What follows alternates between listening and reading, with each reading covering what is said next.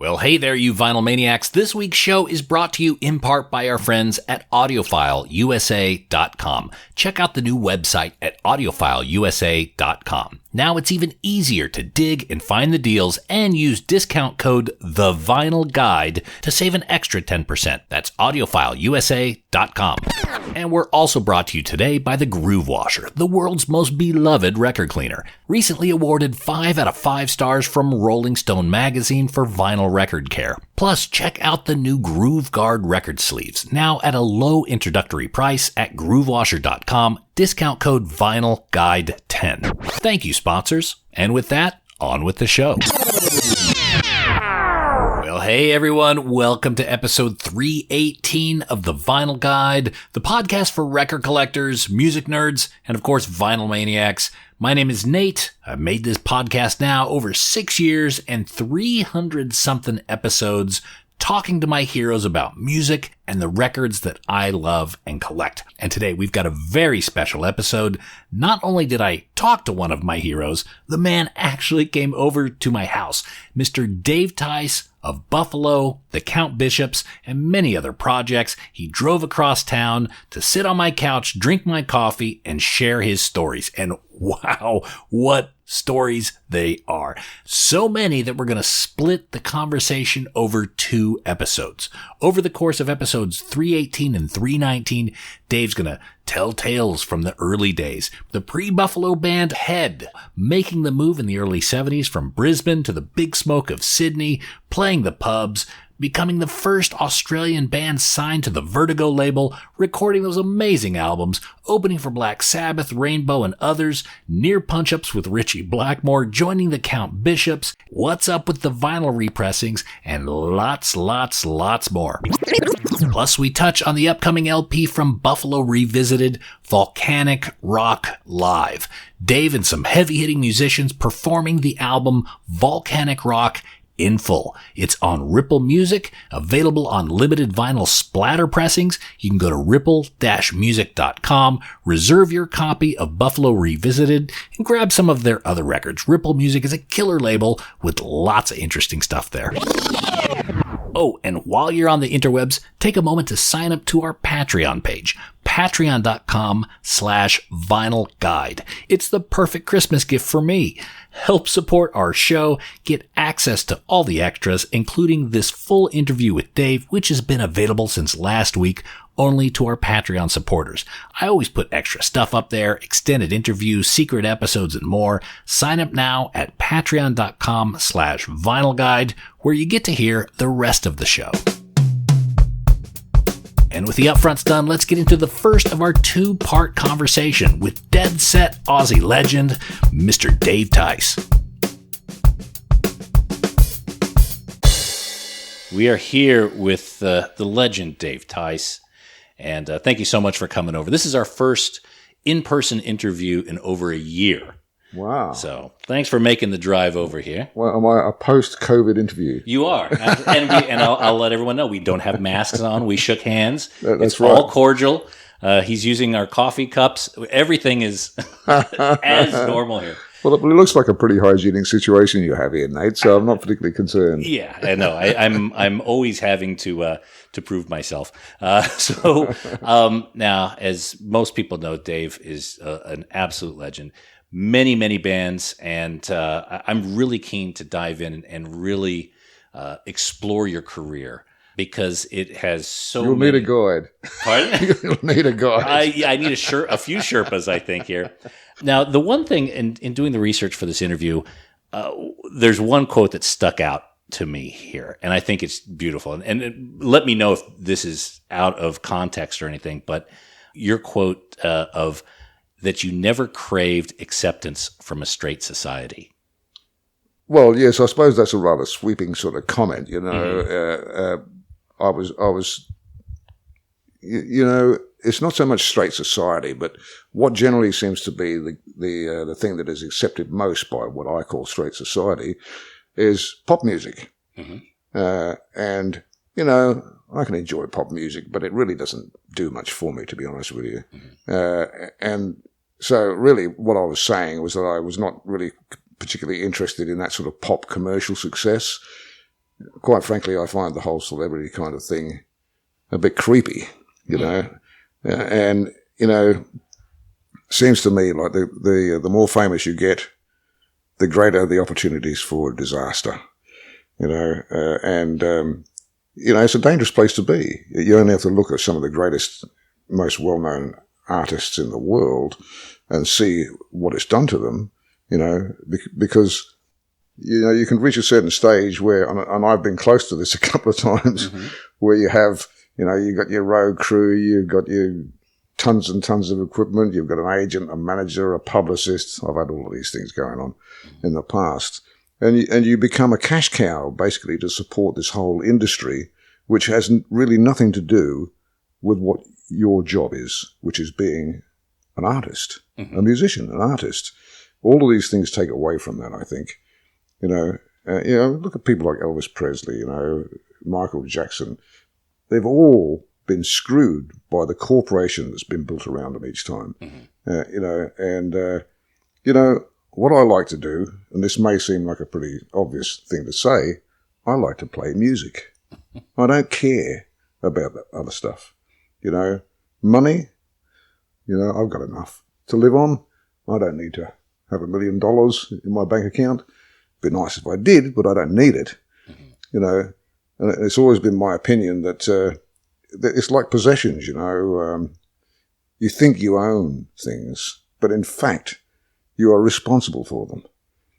They kind of own you, you know. If you own a car, you have to keep servicing it. You've got to keep paying the registration. You've got to have all this stuff going on. You own a home, you've got rates, you've got bills, blah, blah, blah, blah. And it ties you to one thing all the time. You know, I just don't like that at all. You know, I like to be, I've always done what I wanted to do. That's a bit selfish in many ways, I suppose. But that's the truth of it. I've done what I wanted to do, and I haven't done the things I don't want to do. You know, the one thing that helped me to formulate this particular philosophy was what happened with Buffalo. You know, we had a recording contract, and we actually made 5 albums, but the last 2 albums we made were with different lineups. You know, members of the band were sacked from the original band and replaced with other people, all because our management and our record company wanted us to put out a hit single. Right. And they couldn't see that happening with what we were doing in their first 3 albums, which is what Buffalo was about, you know. So they forced us to change. You know, we had very little control of that because we were contracted. We had to deliver an album a year, you know, and suddenly, you know, from, hey, we're doing what we want to do, aren't we, making great music, and don't care if the radio station's playing it, you know, because people were coming to our gigs. But, you know, then you got, you know, as I say, a dozen people on the payroll then that you have to look after, and those sort of concerns. Yeah, you know, I mean, look, we had an 8-ton truck. We had 3 road crew. We had it full of PA gear and all the rest of it. And that's because we were a live, gigging, touring band, you know. So we had to have those things. But still, you know, the situation generally worked out that the first people to be paid were the agents. The second ones were our management. The third ones to be paid were the road crew. And then came the bills for the truck and all the rest of it. And the players who were getting up on stage night after night after night and sweating them away and doing as good as they could do, they were the last ones on the payroll. You know, and there would be months go by where all I would personally be making was enough to buy a couple of meals a day. Now, when you look at a situation like that, you start to say, you know, why am I doing this? You know, it stops being fun. And if it's not enjoyable, I really don't see the point in doing it, frankly. You know, I've always loved it. I like being on stage. I like playing music. And it's always been a journey as far as I'm concerned. I started out with no musical ability. Started messing around with friends, you know, just trying to emulate the people that we admired musically. Initially, I was going to be a guitar player. My parents scraped together enough money to buy me a guitar. This at that particular point, I, along with a number of other kids and other families, were living with our parents on Wakel Migrant Hostel. We were all migrants to Australia, and we were initially housed in this hostel. So I met kids of my own age, which in England, I didn't really have that many friends my own age because we lived on a farm. And suddenly I started to appreciate music because of their record collections. And so we thought, well, we'll try this ourselves, Con Dad into buying, $20 guitar. Do you remember the records that inspired you to want to go in that direction? Yes. I mean, look, just before we migrated from England over to this country, I visited a school friend, at his family home, which was some miles from where we used to live on a farm. We never had electricity at the time, no TVs, things like that, but they had electricity and a black and white television. And I just happened to be there visiting him, and there was a TV show on, and the Rolling Stones were performing on this show. Now, I'd heard all the Beatles and your Tommy Steeles and your Cliff Richards, and I thought, God, this is pretty twee, But when I saw the Stones, something clicked in me, I liked the fact that what they were doing was raw, it was honest, and they weren't attempting to appeal to 15-year-old girls. Okay. But they did. Well, of course they did. Yeah. Well, look, one of the first live shows I ever saw was a concert by the Rolling Stones in Brisbane, at a place called Festival Hall in Brisbane. I would have been about 15 at the time, I suppose. And I bought my ticket and went on to this show. And the Stones came on, and I didn't hear a note that they played because the place was just full of screaming girls. The front of the stage, you couldn't see the band because it was all these large black T-shirt guys standing there throwing screaming girls back into the crowd. So, and you thought to yourself, that's what I want to do. Well, that's exactly what I thought. I thought, man, look at this. These chicks are throwing themselves at these blokes. They're having to beat them off. I've got to get myself a gig like this. I could really see, actually, you mentioned that, I could really see a lineage from the bad boy image that Buffalo had directly to the Rolling Stones. Well, I think, it's part of a sort of, it's part of rock and roll, real rock.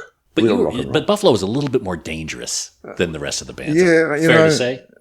I would think so, yeah. But, in a lot of ways, these are perceptions that other people have of you. We didn't attempt with Buffalo for a start, look, Buffalo evolved from a blues band. Pete Wells and I, who you may know Pete from Rose Tattoo, a slide player. Well, Pete was a bass player, and we met in about 1967 in Brisbane. And, in fact, I learned a lot from Pete. He was he'd been around a bit more than myself and the other guys. And so we spent many, many hours putting things together and trying to learn East-West. Do you know East-West? Paul Butterfield? Paul Butterfield Blues Band, yeah. And because we from the Stones and the guys that I met on the hostel prior to this, I'd started to realise that what the Stones were doing was so much based on American blues music. And we kind of researched that a bit. We would say, well, where did this come from? Where did that come from? Oh, wow, Muddy Waters. We have to check that out. So that's what we would do. We would get the records by these kind of guys, which were hard to get in Australia at the time, and Paul Butterfield Blues Band. And that's the sort of stuff that Pete and I were intent on doing. So we put together a blues band called Head up in Brisbane after we'd both worked with a number of other bands prior to that, of course, and got back together again. And we determined that the only way we were going to, because Brisbane, being a blues band in Brisbane was basically as good as committing suicide. Been on the moon. But we thought, well, we can't stay here and try and do this. So we brought ourselves and the other two guys, what we had in the band, down to Brisbane, down to Sydney. We immediately hit a problem anyway because Head was not going to be accepted by any of the local agents. So oh man, the connotations are drugs, sex, or can't you, it won't be accepted. So we eventually managed to find an agent who was prepared to take us on, but he insisted that we should change the name to something beginning with B. The letter B. Yes. Anything as long as it began with B. Beginning with B, yeah. Because, and we said, well, why? And he said, well, just think, bands beginning with B, they're very successful. The Beach Boys, the Beatles. And that was very hard to argue with. Sound logic. So what we did, in fact, was we left the meeting and we got a map of Australia because we wanted to keep some sort of Australianness about what we were doing, and put a blindfold on, and we got a pin and stuck it in a map.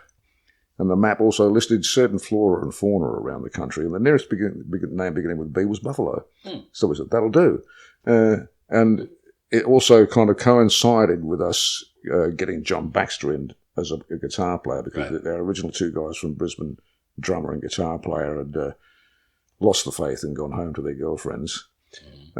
So the sort of music we were starting to do, because John was not a blues player. Right. The first thing, I still remember, the first time we auditioned John, it was in a basement, somebody's house in Darlinghurst. And so we had a bit of a jam, turned up there and started jamming, and we'd been banging away for a while. And so Pete said, I'm just going outside for a cigarette. And I said, I'll come with you, mate. So we went outside. Pete said to me, he said, I said, Pete, you can't play blues, man. This guy's not a blues player. And he said, yeah. He said, I know, but what he's doing is kind of interesting. We should give it a go. So we did, and of course John was a riff merchant. He's always coming up with riffs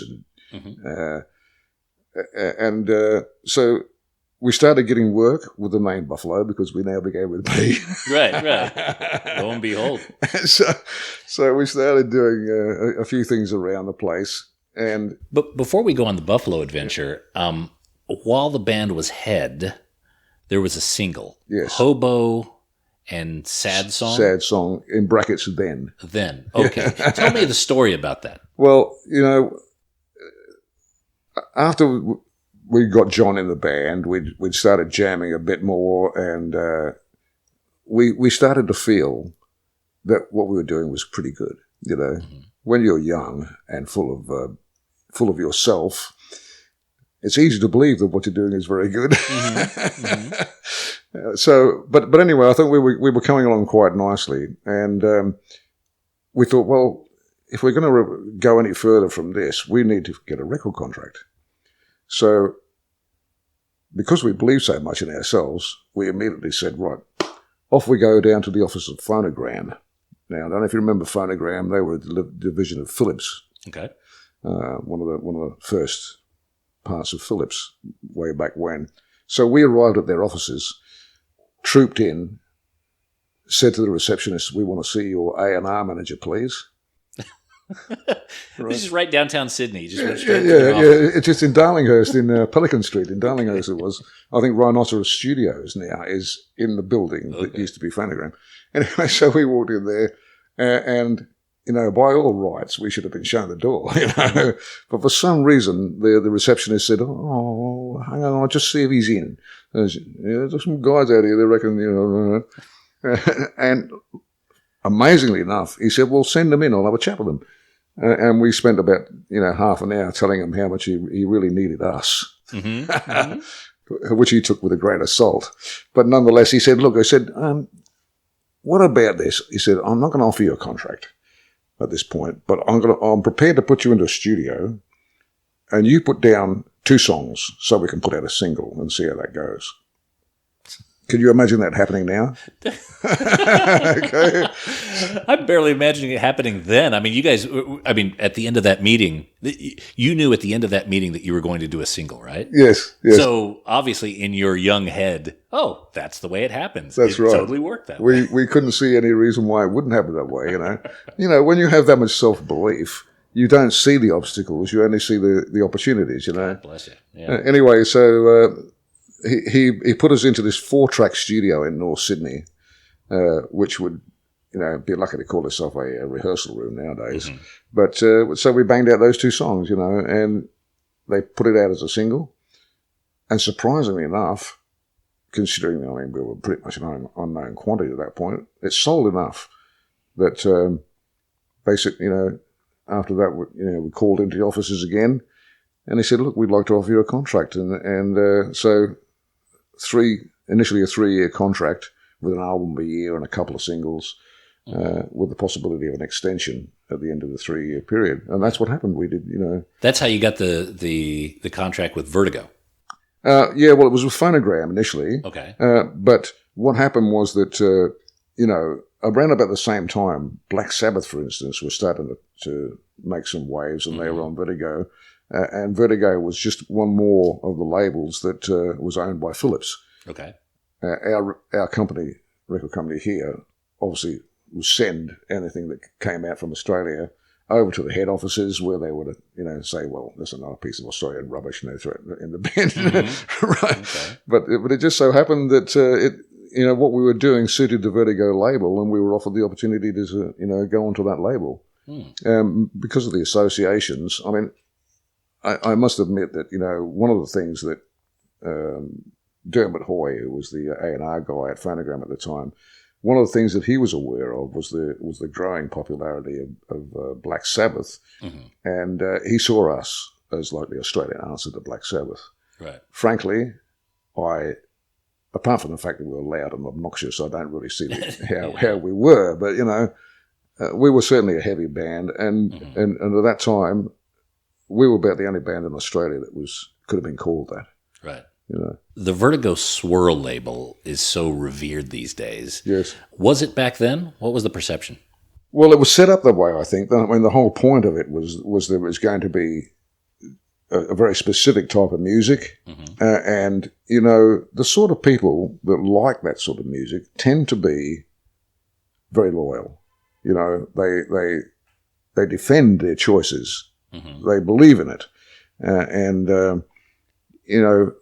Vertigo was set up to basically take advantage of that, I think, in many ways. Somebody smart had decided, look, we need to look at this part of the market. There's been a lot of good bands on the Vertigo label. And at the time, we were the only non-English band on that label. Was there ever discussion about Buffalo being released in the UK? Not that I can recall. The interesting thing is that I found out in recent years that we were actually released in France, which is a strange kind of thing. One of the things about the Australian industry, especially in those days, was this inferiority complex. There was a perception that Australian bands had no chance in America or Europe. Okay. In some ways, I can understand that, because it's a bit like taking coals to Newcastle, or selling refrigerators to the Eskimos, But I mean, it's still there to a certain degree. There's this reluctance from the business side of it over here to put a lot of work into trying to break an Australian act overseas. It's interesting that it should be so when, one of the biggest bands in the world is called AC/DC, even though it's made up of mainly Scottish guys, still they're an Australian band. They were conceived and grew here. In excess, and there's been a number of others as well that have been very successful overseas. I mean, what surprises me was that the Easy Beats, in my opinion, should have broken overseas. Right. Made fantastic music for that period of time. I mean, just fantastic, and equal to anything from overseas. The playbook in those days for Australian bands seems to be they get a local following, they build popularity here, and then they piss off to the UK. Yes, where they are ignored. Yeah, well, sometimes they're ignored, but that was kind of their shot. That was the moon shot at that point. Did Buffalo have a conversation about possibly doing that? Well, obviously, we always liked the idea of trying to do it.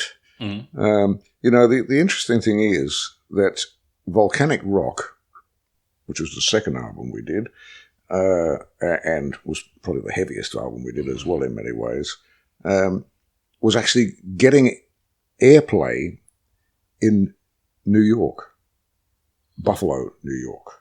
Okay. Obviously, because a DJ there had heard something, saw the name and thought, well, we're named after us or something, you know? Yeah. Now, without a release over there, that should happen was quite amazing. And, you know, when we heard that was going on, we actually went to our record company and said, look, we're getting airplay in America.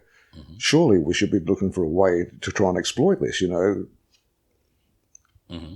Maybe release the stuff over there and we'll go over there and do some gigs, you know. They laughed at us.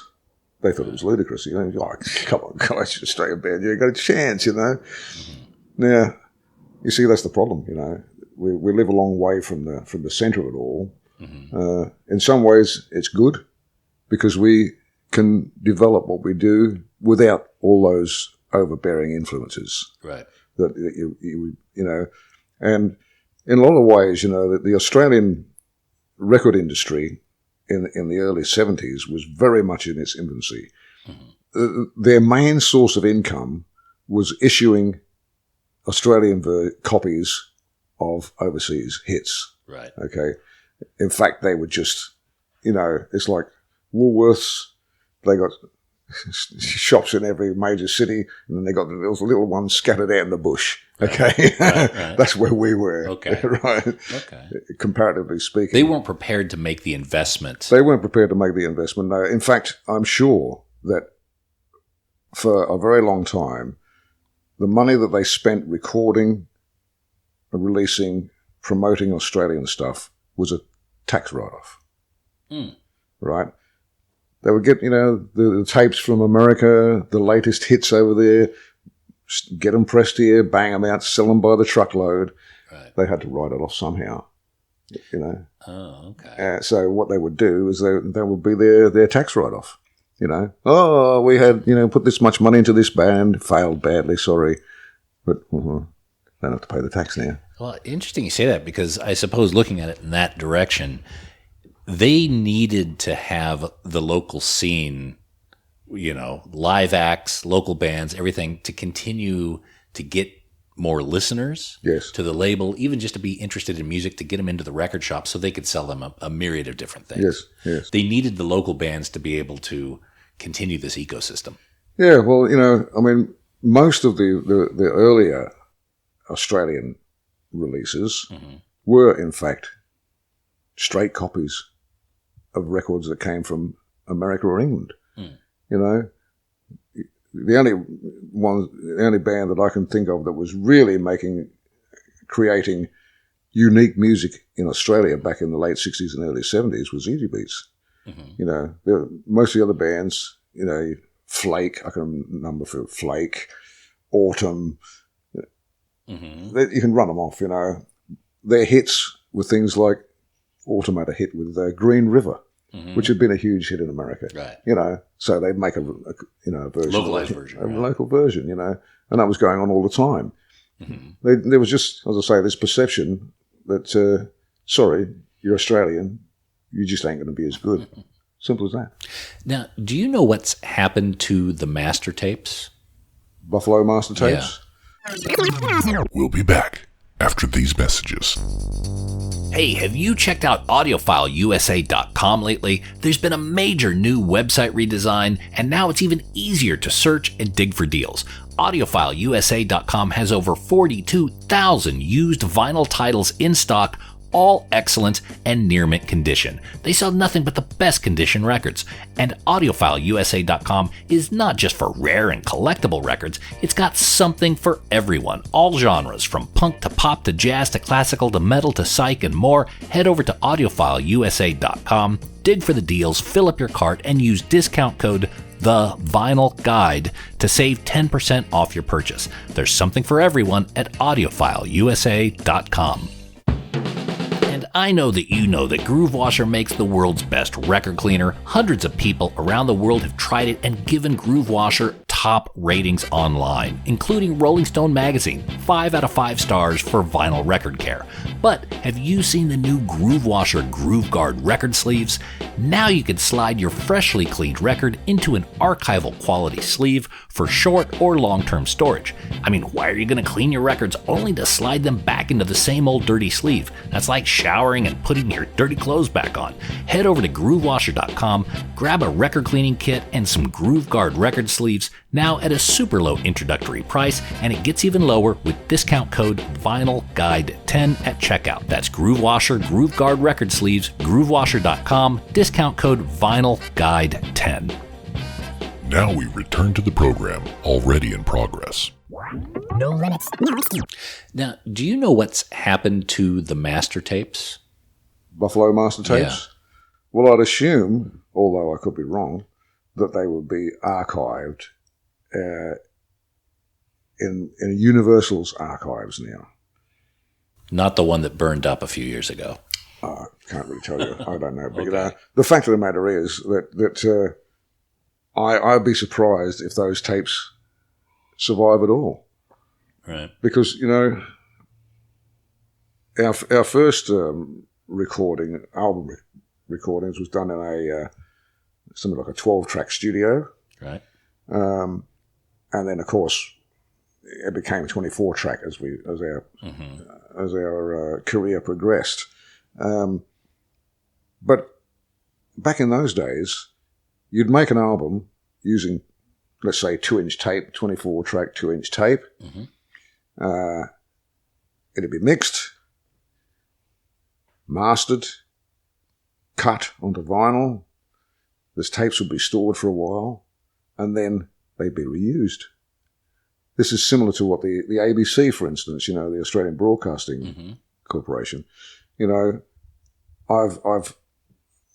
been able to collect up a few things that we did in the early days that were filmed by the ABC. GTK was one of the shows, things like that. Now, they've been given to me by people who had access to the ABC archives, and they've made copies and Dave, you should have this. Snuck them out, okay? Which is lovely, great that people do that, but I know that there's a lot of stuff there that should be there that the tapes have been reused. Simple as that. This has been sitting around for 4 months now. Nobody will be interested in this in 3 years' time. Yeah, back then they didn't really think long-term like that. Yeah. Well, we didn't think long-term like that, know. I mean, here I am speaking to you now, being interviewed about that part of my career. I'm sure you'll ask questions about the rest of it. Sure. But, the Buffalo thing has a life way beyond we ever expected it to have. Mm-hmm. The idea, you put out an album, you might have a year to 18 months, sales would drop off drastically, and it would be, stored in the back of their warehouse from then on, and sent off to the recycling bin if it did. You know what I'm saying? Yeah. The fact, look, Nate. I mean, I've just recently done a reply to an email interview from America, right, where they're really starting to find all this Australian music that they never knew about, and they're going, "Wow, how come we never knew about this before?" And Buffalo is like that. It's let me see, almost 50 years since we were making records, and people the interest just doesn't wane. It just doesn't die. In fact, if anything, it grows at the moment. And I'm sitting around going, "What the hell is going on, man?" It's. But you see, I think a lot of the modern music these days just doesn't have the same heart. It's too much of it is machine made. This ridiculous search for perfection. And music is not about perfection. It's about inspiration. Right. It's about passion and inspiration. And I just don't hear a lot of passion in the music anymore. It's so banal, You get all these guys that, you hear this band, they're a hard rock band, man. Oh, they're the meanest hard rock band. And I listen to them, I go, well, Jesus Christ, I can't hear any passion in this. Mm-hmm. This is one of the things that, I talk about blues, right? And the influence it had on my career. Mm-hmm. And that's the thing that struck me most about it when I first began to hear it, was how much passion there was in it, and truth, honesty. There's no guile. There's no bullshit in there. This is true. And you can hear the humanity in it. And I don't hear that humanity the same way I used to anymore. And I think that people miss that. People who like, something a bit more than machine-made noises, they want to hear the sweat, They want to hear the mistakes. They want to be able to hear some of those. There's that note at the end of Led Zeppelin Rock and Roll. I'm talking about that Jimmy Page. Yeah. Well, see, this is human. This is human. Absolutely. Machines don't make those sort of mistakes, right? One of Pete Wells' things, especially later in his career, when he was making solo albums, he would go into a studio with players that he knew and had some history with. And he'd have a whole bunch of songs written. And he would allow no rehearsal time. Mm-hmm. Okay?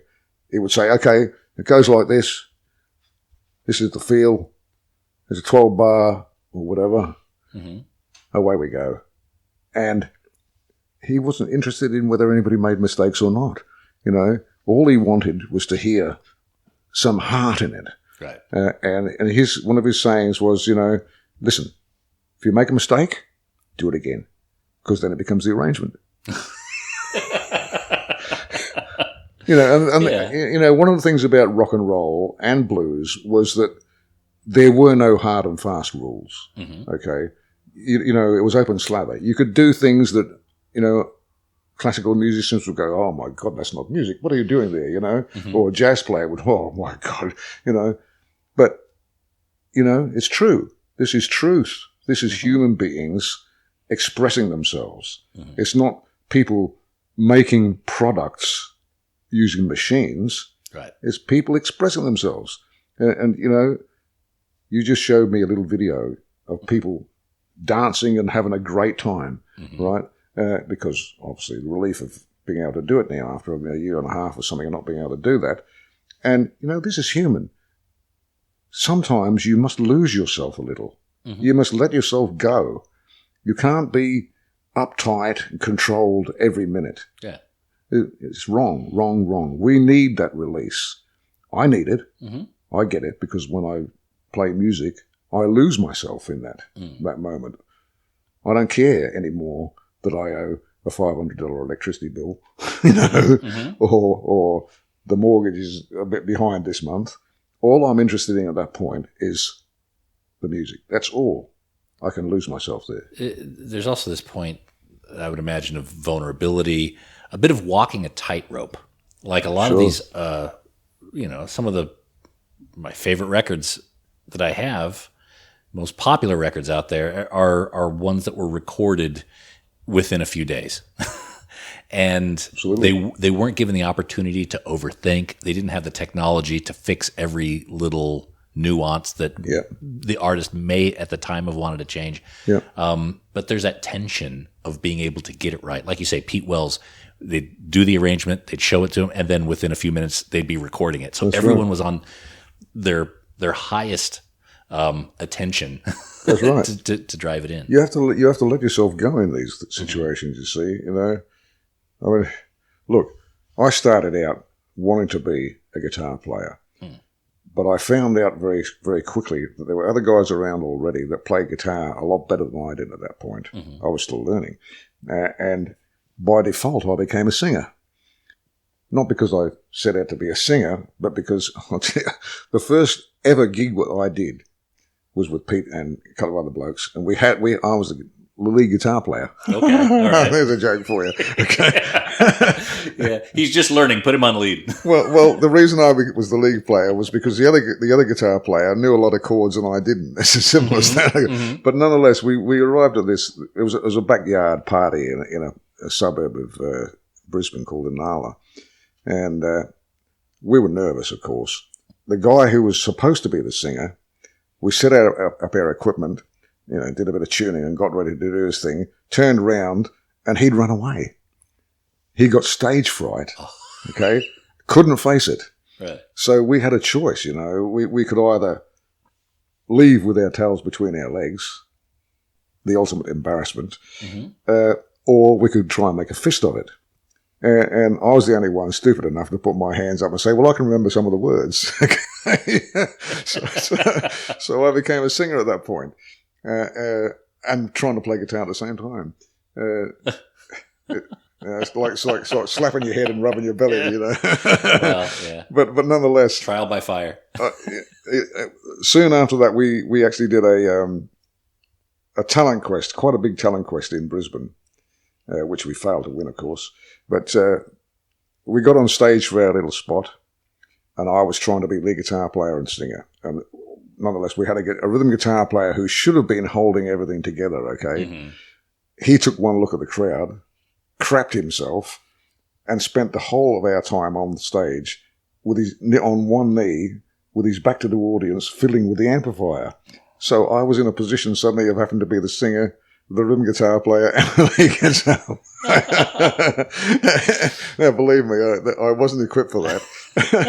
But we got through it, and about 2 days later, this guy, who was in the army at the time, arrived at where I was working, and he came in and he said, I saw you guys at the Summer Quest, and you guys need somebody who can play guitar. And I was a bit taken aback by this. I thought, smart ass. I'll show you. I said, okay, mate, if you reckon you can do it, we're going to have a rehearsal on such and such a day. Come on down. He turned up. Oh, my God, he could play Cream. He could play Hendrix. And all this stuff was going on. I thought, well. So I thought, well, that's it. Put the guitar in the case. I'm the singer. and that's the start of my singing career, really. But since then, I learned the rudiments of guitar quite early, and I've always used it throughout my career as a way to write songs. Right. But until I came back from England in 1984, I hadn't done a gig playing a guitar. Mm-hmm. Well, when I got back here, I thought, you know what? I'm now going to turn myself into a proper guitar player. And I have. I mean, I don't think of myself as a guitar player, but I do play the guitar. Mm-hmm. Your voice is one of the most recognizable in Australian rock, clearly. How did you take care of your voice back in the day? I mean, you're literally spending an hour near screaming. Did you do any special preparation? Yes. I've got a special regimen that I always follow. Yeah. That's 2 Scotch and Cokes and a half a dozen cigarettes. Gets the gravel in there. No, I can't imagine screaming that loud for that long. Well, it's like a lot of things, Nate. If you spend all of your time screaming, then your voice is going to have a short lifespan. Mm-hmm. Okay. It's all about dynamics. Okay. There may be situations where screaming is appropriate. Mm-hmm. Okay. So scream. But to spend all of your time at the very top end of your range screaming and squealing, that's a recipe for disaster. Right. All right. And I've always tried to pace what I do. In a lot of ways, I think it's luck more than anything. Mm-hmm. And it's also, any athlete will tell you that the more that they're doing their sport, training and actually participating, then the longer and faster and better they become. Right. Okay. And it's the same with being a singer. In the early days of Buffalo, and in fact through most of our career, we hardly ever had a week where we weren't doing 7 gigs. Mm-hmm. Okay. I remember going to Melbourne once and doing 8 shows in 2 days. Yeah. Okay.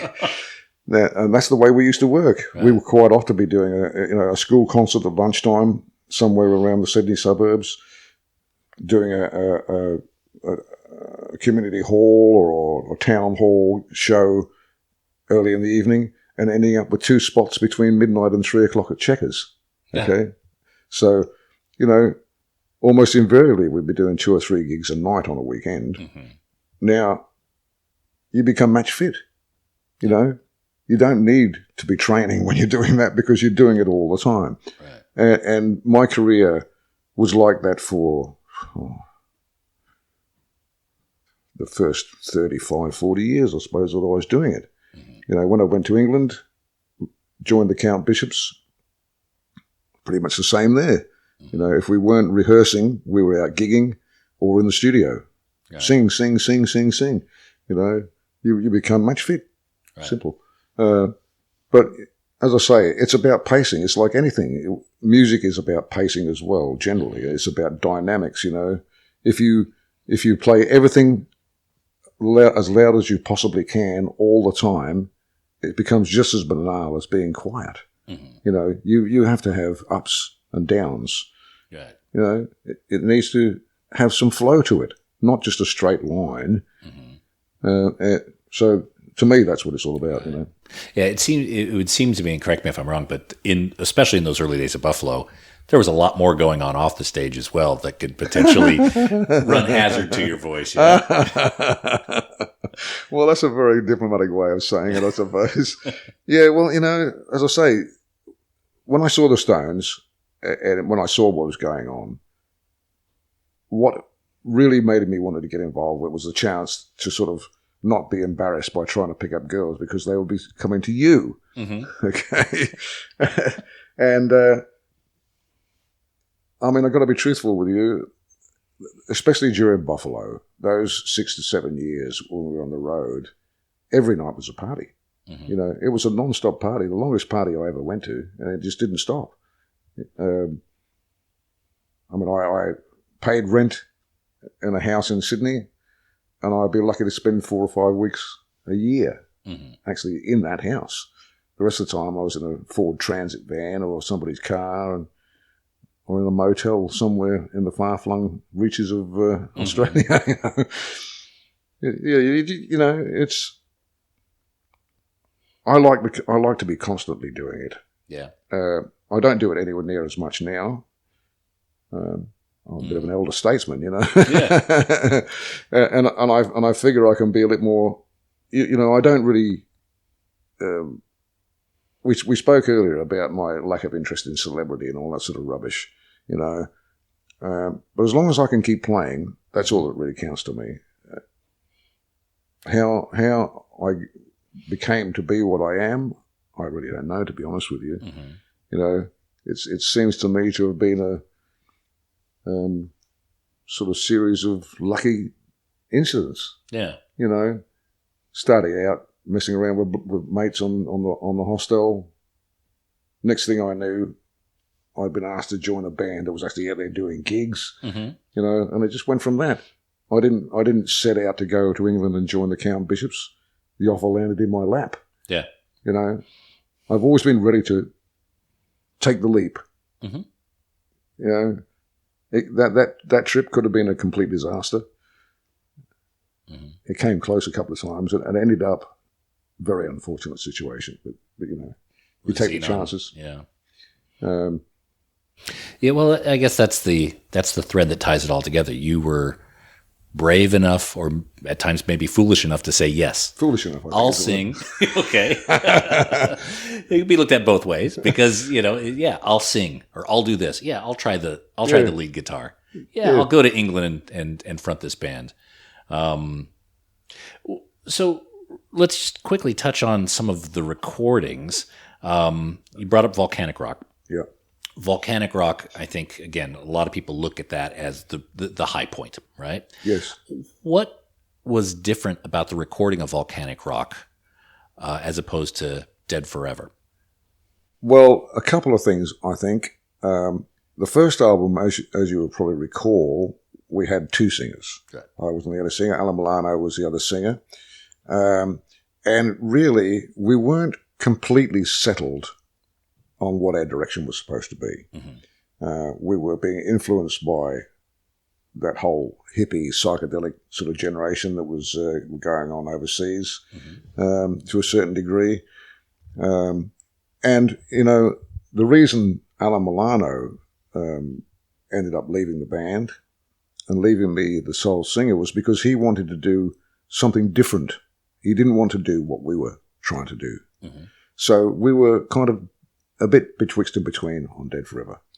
By the time it came, the other thing was that, Buffalo, from the word go, we never tried to learn other people's songs. Mm-hmm. We didn't have any of our own. So we used to go on stage and jam. Right. That was our gig. And we would make the songs up on stage. John would, after a couple of things, of course, you'd have specific riffs and ideas that we knew we were going to build on. Mm-hmm. And I would make the words up, and Alan would make up some words as well on stage. And sometimes the songs would go for 5 or 10 minutes, okay? Mm-hmm. But it was appropriate for that time, Everybody was, zonking out on bloody acid or whatever it was, Mm-hmm. We were more interested in getting stoned and meeting mm-hmm. lots of girls. But but nonetheless, but when we got to time to record Volcanic Rock, we had a pretty fair idea of what we were actually trying to do. And that was to be the loudest, most obnoxious bunch of assholes wandering around Australia, okay? Making as much noise as we could. But nonetheless, when we actually went in to record that album, we still only had the bare bones ideas of what songs we might do. We had nothing particularly sorted out. And most of that album was done as close to live as you could do things in those days. We'd go into the room, we'd have a basic idea, I'd have maybe a few lyrics just, that I'd made up over the last couple of gigs. John would kick something off, Pete would come crashing in, mm-hmm. I'd do some sort of warbling random words as a guide vocal, and then once we got that down, I'd disappear into the toilet, or the nearest place I could isolate myself, and I'd just write the lyrics. So it was like spontaneous, that. It sounds. Yeah, like. It's very spontaneous, and most of Only Want You for Your Body was pretty much like that as well. Okay. In some ways, that mitigated against us ever coming up with a pop single. Which, as I say, we weren't interested in that anyway. We were quite proud of the fact that radio stations wouldn't play us. Did the record sell well at the time? Yeah. Oh, yeah. I've got gold record hanging on the wall, Okay. Yeah, I think I mowed a couple as well, but it's in the past now. But because I know at the time you had difficulty with radio play, and so it sounds like, correct me if I'm wrong, but once you saw that, okay, the controversy is not getting you any radio play, you almost embraced it. And I'm looking at like the cover of Volcanic Rock, which was something that I'm going to give people a moment to Google it right now. Yeah. It's good, I've spoken about this to other people before, and they say, those record covers, man, Volcanic Rock, blah, blah, and Only Want All That Woman on the Rack, and it all seemed pretty simple to us at the time. Mm-hmm. The way people used to buy albums was they'd go to a record shop and they'd spend an hour or two leafing through the racks, looking at the covers. Right. Okay. And if they saw something that they go, what's that? They would pick it up and have a look at it. Once they've done that, the chances are they're going to have a listen. Mm-hmm. Okay. So the idea is to make sure that what you have sitting in the rack draws people's attention. If it just blends into the background, it may be a wonderful piece of art, but you're not going to pick it up. But there's no controversy to it. There's nothing to say, oh, what the hell is this? Oh, mum won't like this one, right? But we knew that, instinctively. We wanted things that people would go, holy shit, how did they get away with this? I've got to hear what this sounds like. That's right. It looks so outrageous.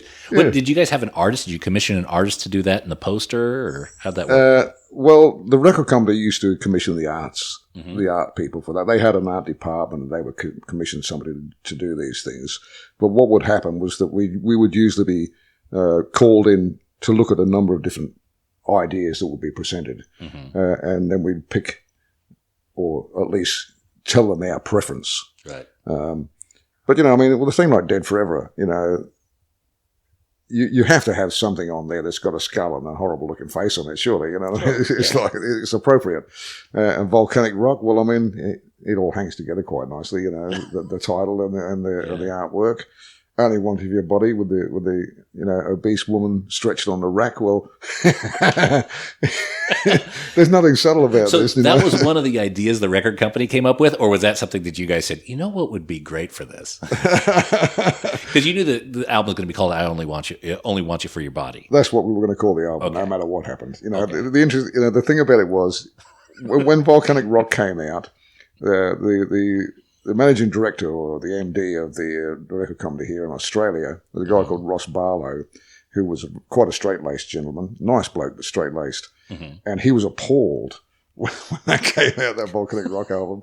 And just prior to the release of Only Want You for Your Body, he had to go to America for some sort of corporate function or meetings and discussions and that. And he left strict instructions with his art department. I don't want to see anything approaching that sort of album cover again, all right? But while he was away, we snuck it through. He came back shocked. Oh, my God. I can't leave you guys alone for a minute. Yeah. Well, I mean, the last album, of course, was Average Rock and Roller. And, you know, by the time that album was released, I was already in England. Right. Because you know, the recording process and the whole thing of that, I thought, man, I don't want to do this anymore. This is crap, you know. And I didn't even see the album artwork or anything like that until some time after I'd been in England. Right. And when I saw it, I was appalled, quite frankly, because it looked like a really tacky K-Tel product. Mm-hmm. You know, it's the woman on the motorcycle. Yeah. I mean, what lame brain thought that up? You know, I mean, if you're going to do something like that, then what you do is you call your local, you know, Comancheros or Hell's Angels, and you get them down with a couple of their women with hardly any clothes on. You know what I mean? Come on. See, you should have been in marketing. That's the. Well, we were in marketing. You know, it is marketing, mate. You know, at the end of the day, I mean, everything we do is marketing. Really, get on the stage, we're selling ourselves. Right. You know, that's the idea. It all seems pretty straightforward to me, really. You know. Alrighty, we're going to have to stop it right here. That's the end of part 1. Episode 319 with part 2 will be up shortly.